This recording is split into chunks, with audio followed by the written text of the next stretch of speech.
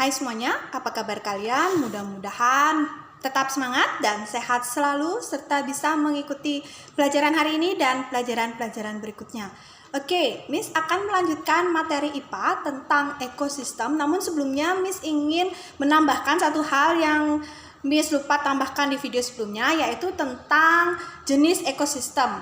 Berdasarkan cara terbentuknya ekosistem itu ada dua, yaitu ekosistem alami dan ekosistem buatan. Apa saja contohnya? Kalau ekosistem alami itu contohnya hutan, hujan tropis, kemudian laut, itu contoh ekosistem alami. Kalau ekosistem buatan, ya yang dibuat oleh manusia, yang mungkin di antara kalian ada yang punya mungkin atau di kampungnya banyak melihat hal seperti ini. Nah, ekosistem buatan contohnya itu adalah akuarium, kemudian kolam, dan ada sawah. Ada yang tidak pernah ke sawah atau tidak tahu sawah?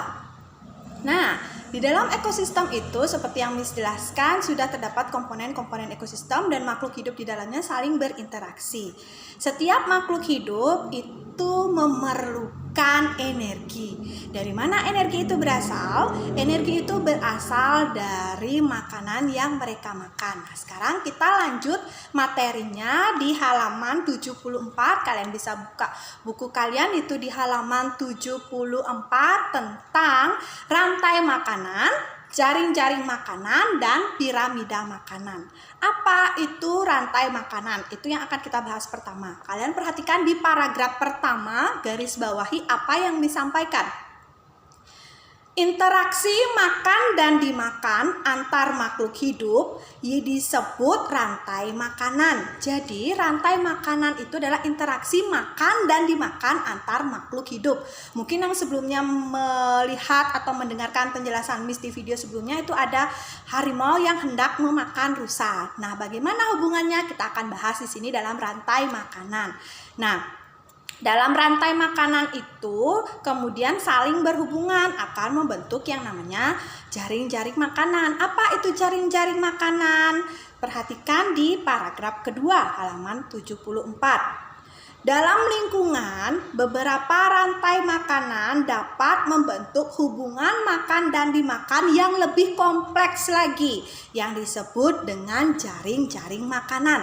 Jadi kalau rantai makanan itu, perhatikan di sini yang pertama ini, itu satu jalur. Satu ya, ada yang memakan satu dengan yang lainnya, itu satu jalur, itu rantai makanan. Kalau jaring-jaring makanan, beberapa rantai makanan ini membentuk hubungan yang kompleks. Rantai makanan dengan satu produsen atau satu konsumen untuk beberapa rantai makanan seperti itu.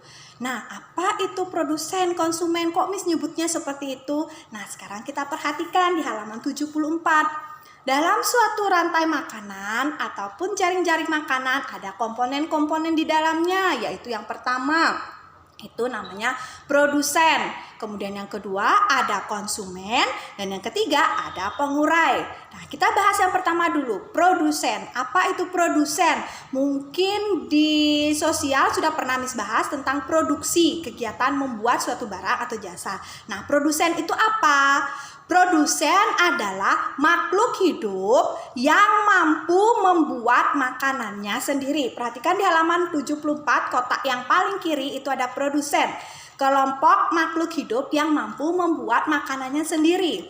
Ayo tebak, makhluk hidup apa saja yang bisa membuat makanannya sendiri? Ya, makhluk hidup yang mampu membuat makanannya sendiri itu adalah hanya tumbuhan hijau. Kenapa tumbuhan hijau? Karena dia memiliki klorofil. Nanti kita akan bahas lebih lanjut di dalam fotosintesis. Ingat ya, produsen itu yang berperan sebagai produsen adalah tumbuhan hijau. Next, berikutnya ke konsumen. Apa itu konsumen? Konsumen adalah kelompok makhluk hidup yang tidak dapat membuat makanannya sendiri. Itu dia memanfaatkan makanan dari produsen. Jadi semua hewan itu termasuk ke dalam konsumen.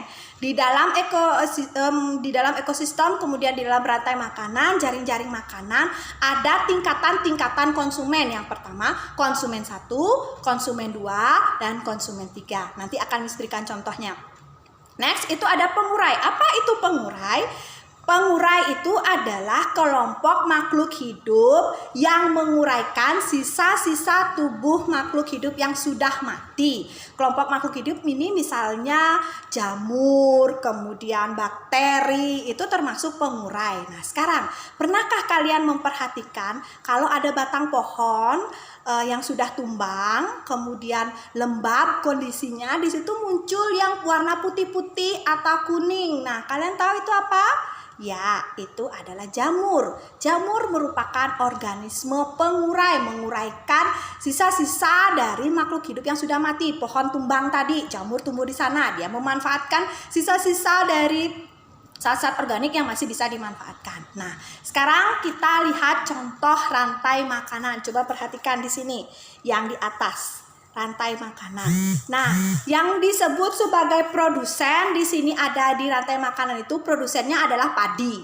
Kemudian konsumen satunya di sini adalah belalang. Jadi belalang itu memakan tumbuhan padi, biasanya daunnya jadi bolong-bolong, rusak. Nah, belalang ini disebut sebagai konsumen satu. Kemudian konsumen duanya, belalangnya ini dimakan oleh katak atau bisa juga dimakan oleh burung, misalnya burung cercuk ataupun burung kutilang yang biasanya kemudian memakan belalang, maka burung ataupun katak tadi disebut sebagai konsumen dua.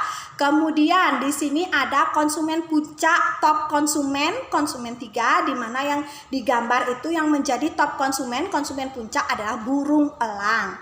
Nah, kemudian ketika burung elang ini mati, jasadnya, bangkainya diuraikan oleh mikroorganisme pengurai di sini. Nah, bisakah kalian memahami mana yang produsen, konsumen 1, konsumen 2, konsumen 3, dan pengurai? Jika bisa, kalian buat satu contoh rantai makanan di ekosistem mana saja. Itu tugas kalian.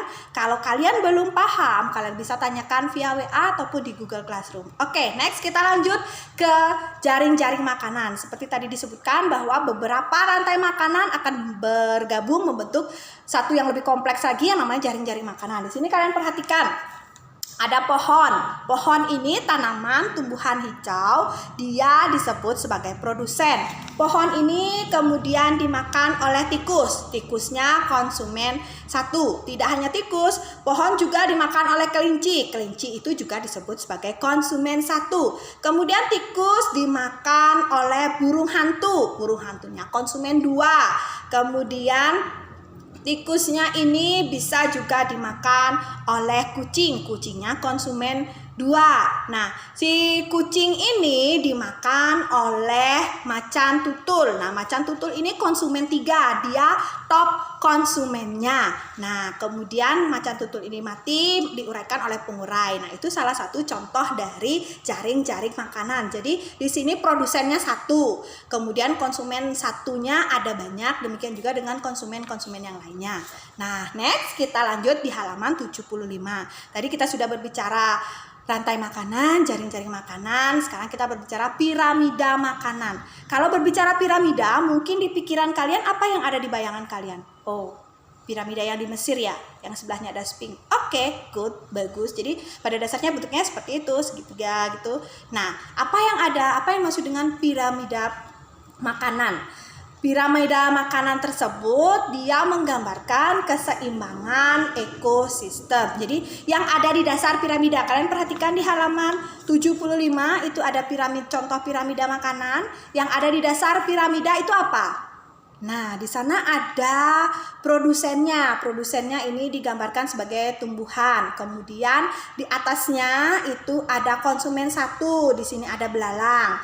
Kemudian di atasnya itu ada burung. Kalau diperhatikan di sini secara morfologinya mungkin burung ini mirip dengan burung cercuk mungkin ya. Tapi karena ini ya kita anggap aja burung dulu. Jadi yang di dasarnya adalah tumbuhan, kemudian di atasnya ada belalang sebagai konsumen 1, kemudian ada burung pemakan serangga sebagai konsumen 2, kemudian burung ini dimakan oleh ular ini konsumen ketiga, kemudian di atas paling atas itu ada top konsumen puncak itu berupa burung hantu. Jadi itu susunannya.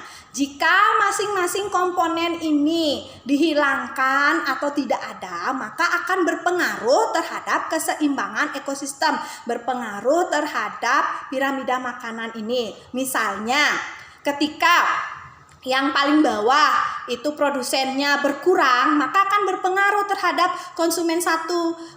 Si belalang ini akan kekurangan makanan. Jadi banyak yang mati, tidak ada belalang. Bagaimana dengan yang di atasnya, dengan burung ini? Demikian juga dengan burung. Burung juga akan kehilangan makanannya. Populasi burung juga akan berkurang. Nah, itu kalau produsennya tidak ada. Bagaimana dengan konsumen duanya misalnya tidak ada? Oke, yang di dasar masih normal.